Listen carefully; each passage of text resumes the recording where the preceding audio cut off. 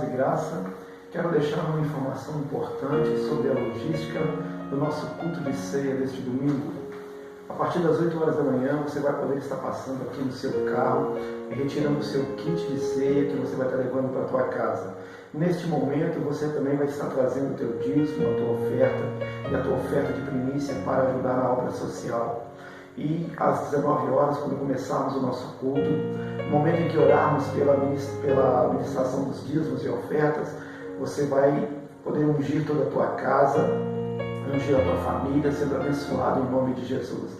E na ministração da ceia, juntamente conosco aqui a partir da igreja, você da sua casa vai estar acompanhando a oração, a consagração e a ministração da ceia, que eu tenho certeza que será uma grande bênção, que o poder de Deus entrará dentro do seu lar, da sua casa e te abençoará poderosamente.